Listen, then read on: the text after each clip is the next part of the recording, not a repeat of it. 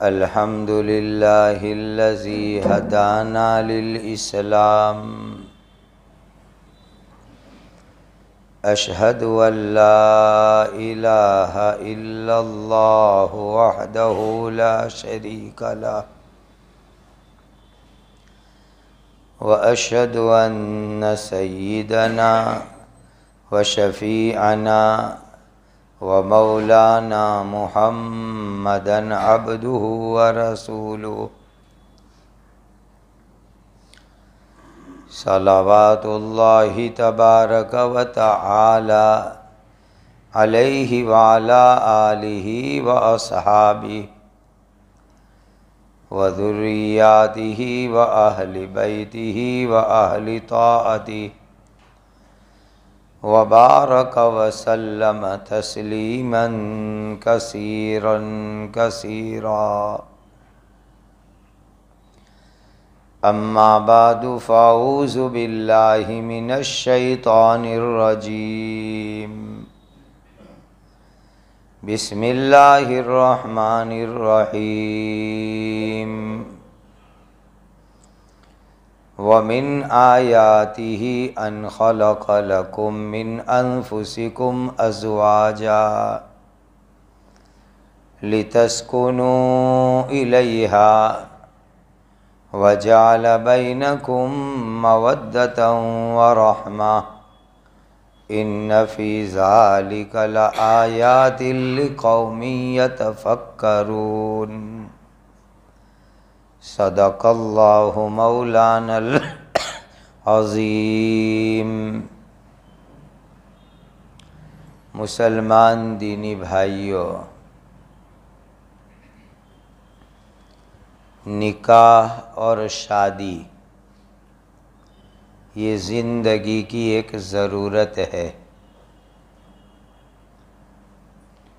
अल्लाह का हुक्म है। प्यारे आका अल्लाह के आखिरी नबी हज़रत मुहम्मदुर रसूलुल्लाह सल्लल्लाहु अलैहि वसल्लम की सुन्नत है। दुनिया के निज़ाम को बाकी रखने के लिए निकाह ज़रूरी चीज़ है। निकाह होते रहेंगे, इंसानों की नस्ल चलती रहेगी और दुनिया बाकी और सलामत रहेगी। ज़ाहिर है क़यामत तक इस दुनिया को बाकी रखना अल्लाह के यहाँ मुक़द्दर है। इसलिए क़यामत तक इंसानों की दुनिया में ज़रूरत है और उसके लिए बेहतरीन ज़रिया निकाह है। लेकिन इस निकाह को जो एक ज़रूरत है, अल्लाह का हुक्म है, इबादत है, प्यारे नबी जी की सुन्नत है और इंसान के बदन का तकाज़ा है, इतने अच्छे अमल को, इतने अच्छे काम को करने के लिए प्यारे आका हज़रत मुहम्मदुर रसूलुल्लाह सल्लल्लाहु अलैहि वसल्लम ने एक बहुत अच्छा ज़ाब्ता बयान फरमाया, कानून बयान फरमाया। उस कानून और ज़ाब्ते पर अमल करेंगे तो इस निकाह में खैर होगी, बरकत होगी। निकाह के अहम मकासिद मोहब्बत, मवद्दत, प्यार, रहमत वजूद में आएंगे। नबी करीम सल्लल्लाहु अलैहि वसल्लम ने उसूल बतलाया, आज़मन निकाह बरका, ऐसरुहु मुऊना, बड़ी बरकत वाली वो शादी है, बड़ा बरकत वाला निकाह है जिसके अंदर बोझ, मशक्क़त, तकलीफ़ कम से कम होवे, जिसमें आसानी होवे, जिसमें सहूलत होवे, ऐसे निकाह में बहुत बड़ी खैर व बरकत होती है। अगर हम एंगेजमेंट मंगनी को, निकाह रुखसती वलीमे को सादा, सिंपल, सादगी वाला बनाएंगे तो हज़रत नबी पाक सल्लल्लाहु अलैहि वसल्लम की सुन्नत ज़िंदा होगी और नबी पाक सल्लल्लाहु अलैहि वसल्लम की सुन्नतों पर अल्लाह की तरफ से बरकतें मिलती है, रहमतें मिलती है, नूरानियत मिलती है और ऐसे निकाहों से अल्लाह बहुत खुश होते हैं। लेकिन बहुत अफसोस, आज हमने इन तमाम चीज़ों को भारी बना दिया, हैवी बना दिया, बोझ बना दिया, मुश्किल बना दिया, बल्कि उसके आगे मुसीबत बना दिया। रिश्ता भी, मंगनी भी, निकाह भी, रुखसती भी, वलीमा भी, जो ये सब चीज़ें अल्लाह ताला की मर्ज़ी के मुताबिक नबी पाक सल्लल्लाहु अलैहि वसल्लम के सादे सीधे तरीके के मुताबिक आसान होना चाहिए था, सहूलत वाला होना चाहिए था, उसको लोगों ने आज बोझ बना दिया है, टेंशन का काम बना दिया है, बड़ी मुसीबत बना दिया है। साल साल पहले तैयारी, उसके लिए हॉल बुक कराने के चक्कर, बावर्ची बुक कराने के चक्कर, उसके लिए दावत नामे, इनवाइटेशन कार्ड छपवाने के चक्कर और किस्म किस्म के कपड़े तैयार करवाने के चक्कर, फिर इतना मजमा जमा करो, इतने लोगों को खिलाओ, इस तरह का खिलाओ, ये सारी चीज़ें हमने निकाह के अंदर बेकार का बोझ बना दिया है, फालतू का लोड बना दिया है। हज़रत नबी पाक सल्लल्लाहु अलैहि वसल्लम ने फरमाया, आसान निकाह, बोझ जिसमें न हो, जिसमें टेंशन तकलीफ़ न हो, जिसमें ज़्यादा खर्चा न हो, उसको नबी पाक सल्लल्लाहु अलैहि वसल्लम ने बरकत वाला निकाह बतलाया है। का जितना आसान इतनी बड़ी बरकत, जितना निकाह आसान होगा इतनी बड़ी निकाह के अंदर बरकत होगी। कितनी गलतियां हम लोग करते हैं।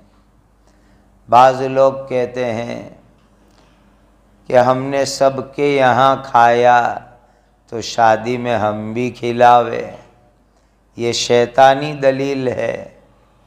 अगर किसी के यहाँ आपने खाया तो उसके बदले के अंदर अगर खिलाना चाहते हो तो उसके लिए शादी का इंतज़ार करने की क्या ज़रूरत है।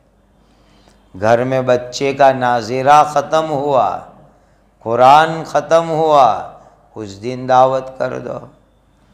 घर के अंदर रिश्तेदारों को जमा कर लो। रिश्तेदारों को खिलाना बहुत बड़ा सवाब है। किसी दिन रिश्तेदारों को बुला लो कि भाई आ जाओ, आज रिश्तेदार मिलेंगे, एक दूसरे की खैर खैरियत पूछेंगे, कुछ दीनी बात भी हो जाएगी, साथ में खाना भी खा लेंगे, कितनी बड़ी नेकी हो जाएगी। तो किसी के यहाँ अगर दावत खाई है और उसका बदला आप अच्छे अंदाज में चुकाने का जज्बा रखते हो, तो उसके लिए मंगनी और निकाह के इंतज़ार की कोई ज़रूरत नहीं है। बहुत से मौके उसके लिए हो सकते हैं। रमज़ान में खाना बनाकर डिब्बे भर के रिश्तेदारों के यहाँ भेज दो, दोस्तों के यहाँ भेज दो, जुमा के दिन भेज दो।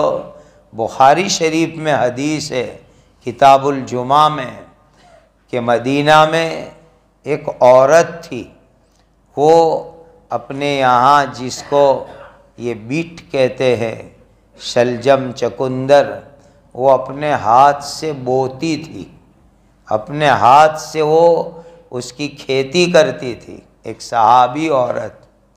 और फिर जुमा के दिन उसको तोड़ करके उसमें से खिचड़े जैसा बनाती थी। कभी आपने वेजिटेरियन खिचड़ा सुना? ये बुखारी की हदीस में है कि वो बीट तोड़ती थी, उसमें जौ वगैरह पीसे, आधे पीसे मिलाती थी, गोश्त नहीं, और मिला करके उसमें से हरीसा खिचड़े जैसा बनाती थी। सहाबा को जुमा के बाद खाने के लिए बुलाती थी, आ जाओ मेरे यहाँ दावत खा लो। सहाबा कहते हैं वो बड़ी भी सहाबिया औरत किस कदर मोहब्बत और इखलास से अपने हाथ से खेती करे, अपने हाथ से तोड़े, अपने हाथ से हरीसा बनावे और फिर सहाबा को जुमा के बाद खिलावे। तो कहा हमें उनकी जुमा की दावत का इंतज़ार रहता था कि कब वो जुमा को हमको खिलाएगी। इसीलिए खिलाना बहुत अच्छा अमल है। नबी पाक सल्लल्लाहु अलैहि वसल्लम ने बड़ी तरगीब दी है, अतइमुत ताआम, खाना खिलाओ, लेकिन उसके लिए शादी का इंतज़ार ये कोई ज़रूरी नहीं है। ये हमने ज़बरदस्ती शादी के साथ जोड़ रखा है। इसीलिए ईमान वाले भाइयों, शादियों को, निकाहों को आसान बनाओ, हल्का बनाओ, सहूलत वाला बनाओ, बगैर टेंशन का बनाओ, बगैर बोझ का बनाओ। इसमें अल्लाह बड़ी बरकत अता फरमाएंगे। दूसरी बात, करने के जो काम हैं वो करो। हज़रत नबी पाक सल्लल्लाहु अलैहि वसल्लम की बेटियां, खुद नबी पाक सल्लल्लाहु अलैहि वसल्लम की खुद की शादी, उस मौके पर जो महर तय की गई, वो महर जिसको महर अज़वाज कहते हैं, जिसको महर फ़ातिमी कहा जाता है, वो समाज में ज़िंदा करो। वो जब ज़िंदा करने की बात आती है तो लोगों की पेशानियाँ चढ़ जाती है कि इतनी महंगी तो कहीं महर होए। अरे अल्लाह के बंदो, तुम जो दावतें करते हो, लोग आके खा के चले जाते हैं और महर की रकम आपकी दुल्हन को मिलती है। जो लड़की अपनी पूरी ज़िंदगी आपके लिए लगाने आ रही है, अपने माँ बाप को छोड़ करके, ये महर की रकम उसको मिलती है। इसीलिए महर तो खुशी खुशी ज़्यादा दो। अल्लाह ने कुरान में उसकी तरगीब दी, व आतुन्निसा सदुकातिहिन्ना निहला, खुशी खुशी सच्ची मोहब्बत को जाहिर करते हुए महर की रकम दो। महर को अरबी में सदका कहा गया, इसीलिए कि शौहर की सच्ची मोहब्बत की ये निशानी बनती है कि कितनी महर दे रहा है। तो महर दिल खोल के दो, दावत तुम मामूली सी कर दो, महर बड़ी दो। नबी पाक सल्लल्लाहु अलैहि वसल्लम की बेटी और बीवियों में जो मेहर होती थी वो आज के हिसाब से 1531 ग्राम चांदी की होती थी। जिस दिन निकाह करना हो किसी सोनी को फ़ोन करके पूछ लो कि आज 1531 ग्राम चांदी की कितनी कीमत होती है, वो निकाह में तय करो। ये नबी पाक सल्लल्लाहु अलैहि वसल्लम का मुबारक मेहर है जो उस आपकी होने वाली दुल्हन को, आपकी होने वाली बीवी को मिलेगा और उसकी मालिकी में जाएगा। वो करने का काम है, वो जिंदा करो। फिर बड़ी बड़ी बारातें लोग लेकर जाते हैं, दूसरी जगह शादी हो तो बारातों के खर्चे सब फजूल खर्चियाँ हैं। बाज़ लोग जो माल देते हैं शादी में उसको बाकायदा बाहर सजा के रखते हैं। मुझे तो बहुत ताज्जुब है कि आप अपनी बेटी को, अपने दामाद को कुछ देना चाहते हो, इखलास से दो। लोगों को दिखलावा करने की क्या ज़रूरत, ये पब्लिसिटी की क्या ज़रूरत, ये तो रियाकारी हो गई, दिखलावा हो गया। अगर देना हो तो अल्लाह के वास्ते दो, और जो अल्लाह के वास्ते दिया जाता है वो छुपा के दिया जाता है। या ये कि कोई देख लेवे अलग बात, लेकिन ये तो बाकायदा दिखाना कि ये माल सजाया है, लोग उसको देखें, ये सरासर गलत तरीका है।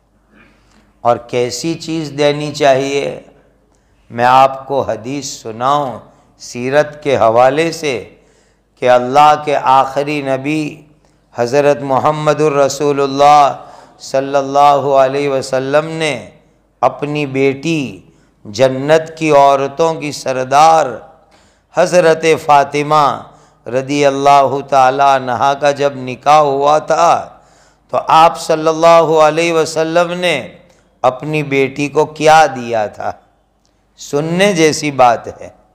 नबी पाक सल्लल्लाहु अलैहि वसल्लम ने अपनी बेटी जन्नत की औरतों की सरदार हसन हुसैन की अम्मा हज़रत फ़ातिमा को क्या दिया। नंबर एक लकड़े की पलंग दी, लकड़े की चारपाई।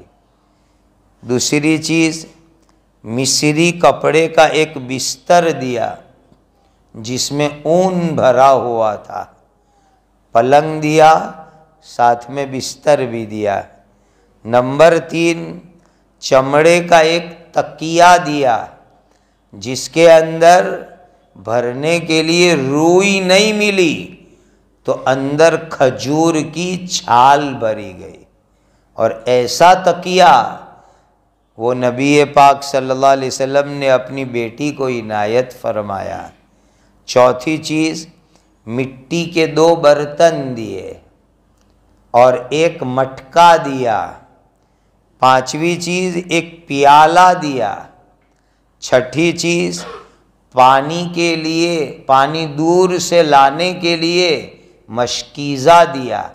आज जैसे ड्रम होता है, उस ज़माने में मशकीज़ा होता था। चूँकि घरों में नल नहीं थे, दूर दूर से कुएं से पानी लाना रहता था, तो एक मशकीज़ा दिया। नंबर 7 आटा पीसने की एक चक्की अता फरमाई, इसलिए कि आटा तैयार मिलता नहीं था, खुद चक्की चलाना पड़ता था। और नंबर 8 2 चादर दी, और नंबर 9 एक मुसल्ला दिया।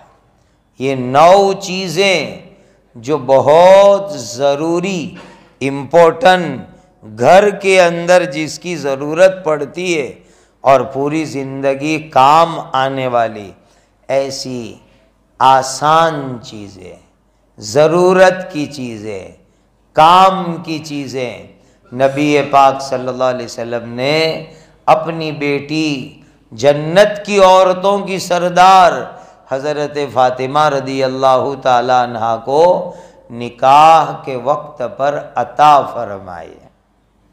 और हज़रत अली जब आए, सुनो ध्यान से, खुद हज़रत अली रिश्ता खुद लेके आए थे। हज़रत अली के घर से रिश्ता करने के लिए कोई बड़ी टीम नहीं आई कि 25 औरतें आएगी और 25 मर्द आएंगे, कोई फौज टीम नहीं आई।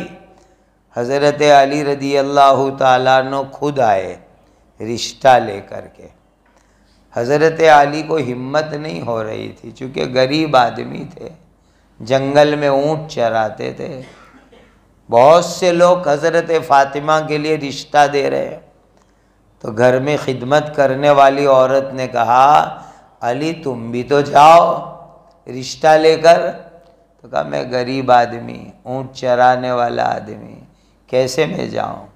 बहुत समझाया, तब हज़रत अली रदी अल्लाह ताला अन्हु ने हिम्मत की और रिश्ता लेकर के गए तो सही, लेकिन नबी पाक सल्लल्लाहु अलैहि वसल्लम के सामने जाकर बोलने की हिम्मत ही नहीं हुई, चुपचाप बैठ गए जाकर के।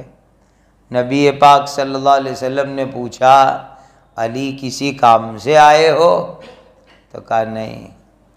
अली किसी ज़रूरत से आए हो? कहा नहीं। कहा मेरी बेटी फ़ातिमा का पैगाम शादी का लेके आए हो? खुद नबी पाक सल्लल्लाहु अलैहि वसल्लम ने पूछा। तो ज़ुबान से बोलने की हिम्मत नहीं हुई, हज़रत अली ने सर हिलाया और सर हिला के इशारा दिया। हुजूर ने समझ लिया कि बस ये बेटी का पैगाम लेके आए। तो नबी पाक सल्लल्लाहु अलैहि वसल्लम ने क्या पूछा, अली शादी करना चाहते हो, मेहर में क्या दोगे? इतना पूछा, ये नहीं तुम्हारा घर कैसा है। एक दिन हमारे यहाँ से सब घर देखने आ रहे हैं, अब तो ये भी एक रस्म है, घर देखने जा रहे हैं। अल्लाह जाने घर में क्या देखने जाते हैं। कहा हुजूर ने नहीं पूछा हम घर देख, कहाँ तुम्हारा घर है, क्या है। कहा क्या दोगे मेहर में? ये नहीं कहा कितने आदमियों को खिलाओगे और कितने जोड़ी कपड़े ने कितने जोड़ी चप्पल लाओगे। पूछा कि क्या मेहर दोगे। हज़रत अली ने कहा मैं गरीब आदमी हूँ, कुछ भी नहीं है, मेहर में देने के लिए कुछ भी नहीं है। तो नबी पाक सल्लल्लाहु अलैहि वसल्लम ने फरमाया, अली बदर के मौके के ऊपर जो ज़ीरा मैंने तुमको दी थी वो है? तो कहा है। गुजराती में बख्तर कहते हैं, अरबी में दीरा कहते हैं, उर्दू में ज़ीरा कहते हैं। वॉर और लड़ाई के वक्त पर वो ज़माने में वो पहना जाता था, वो आयन और लोहे में से बनता था ताकि तीर न लगे, तलवार न लगे। वो लिबास को दीरा कहते हैं। वो हज़रत अली को बदर के मौके पर नबी पाक सल्लल्लाहु अलैहि वसल्लम ने इनायत फरमाई थी। तो कहा वो है? कहा है। जाओ उसको बेच दो, वही मेहर है तुम्हारा। हज़रत अली रदी अल्लाह ताला अन्हु निकले, रास्ते में उस्मान गनी मिल गए, होने वाले साड़ू मिल गए। इसलिए कि हज़रत उस्मान भी नबी पाक सल्लल्लाहु अलैहि वसल्लम के डबल जमाई होते हैं। पहले हुजूर ने एक बेटी की शादी कराई, इंतकाल हो गया। फिर दूसरी बेटी की शादी कराई, इंतकाल हो गया। नबी पाक सल्लल्लाहु अलैहि वसल्लम को इतना दुख हुआ, लेकिन हज़रत उस्मान की इज़्ज़त भी कितनी थी। क्या फरमाया, सुनो दामादो, जमाइयो सुनो, हज़रत उस्मान के साथ एक बेटी की शादी हुजूर ने कराई, इंतकाल कर गई। दूसरी बेटी की शादी कराई, इंतकाल कर गई। हुजूर ने उस मौके पर फरमाया, अगर मेरी 40 बेटियां होती तो मैं एक के बाद एक के बाद एक के बाद एक उस्मान के निकाह में देता। कैसी जमाई ने दुल्हनों के साथ अच्छा सलूक किया होगा कि ससरे अब्बा, दुल्हन के अब्बा, अल्लाह के नबी कह रहे हैं कि एक बेटी दो बेटी दी, इंतकाल कर गई, मेरी 40 बेटी होती तो उस्मान के निकाह में देता, एक के बाद एक करके। कितना अच्छा सलूक किया होगा हजरत उस्मान ने अपनी बीवी के साथ। और आज तो बेचारी सास हर वक्त सांस लेती रहती है कि मेरी बेटी को ससुराल में अल्लाह जाने क्या करेंगे। हर वक्त बेचारी परेशान रहती है। और खुसर अब्बा भी बेचारा दुआ में लगा रहता है, ने दुआ करवाता रहता है। ने कोई ऐसा एक्सीडेंट हो गया तो कहा अल्लाह की पनाह गई, और अल्लाह की पनाह वबा गई। इसीलिए अच्छे जमाई बन के रहो, अच्छे दामाद बन के रहो, खुसर के दिल में मोहब्बत पैदा हो, एतमाद पैदा हो, उनके दिल में अच्छे जज्बात आवे, ऐसे अच्छे जमाई बन के रहो। जैसे हज़रत उस्मान गनी रदी अल्लाह ताला अन्हु थे। तो हज़रत उस्मान ही रास्ते में मिल गए। कहने लगे क्या बात, का ज़ीरा बेचने निकला हूँ, शादी की मेहर के लिए कुछ नहीं है। हज़रत उस्मान ने कहा लाओ।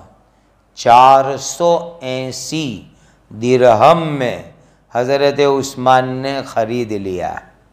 कहा जाओ मेहर अदा करो। देखो सुलूक करना इसको कहते हैं। हज़रत उस्मान ने ख़रीदा, 480 दिरहम दे दिए। उसके बाद धीरे से वो ज़ीरा फिर हज़रत अली को हदिये में दे दिए कि लो तुमको फिर हदिये में देता हूँ। कैसा हुस्न सलूक।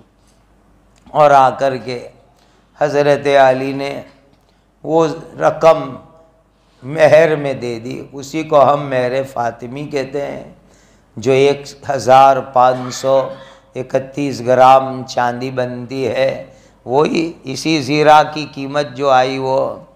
मेरे दीनी भाइयों, निकाह को सिंपल बनाओ, सादा बनाओ, मंगनी को सिंपल बनाओ, विदाई गिरी को सिंपल बनाओ, एंगेजमेंट रिश्तों को सादा बनाओ, वलीमे को सादा बनाओ। ये इबादत है और इबादत को इबादत के तरीके से अंजाम दो।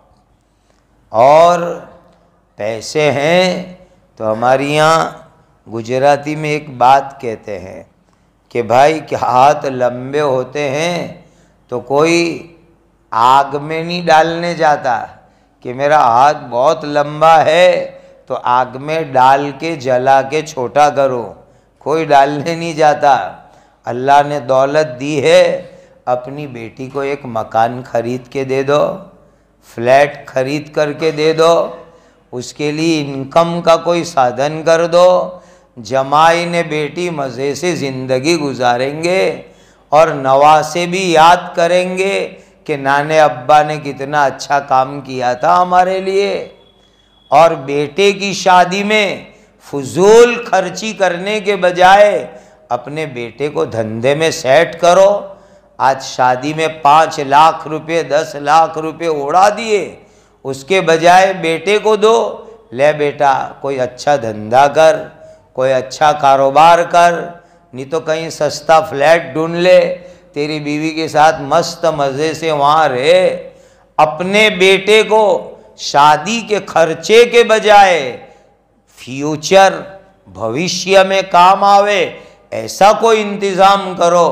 पोते भी दुआ देंगे कि दादे अब्बा ये काम करके गए थे। दीनी भाइयों, बहुत सोचने की ज़रूरत है। और अपने समाज में जो गलत चीज़ें घुस गई है उसको हिम्मत करके निकालो।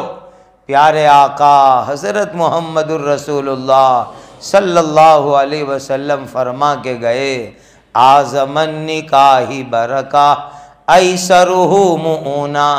बड़ी बरकत वाली वो शादी जिसमें खर्चा कम हो। आसान हो, बोझ न हो, टेंशन न हो, उलझन न हो, वो निकाह बहुत अच्छा है। नियत करो कि आइंदा सुन्नत तरीके से हम करेंगे।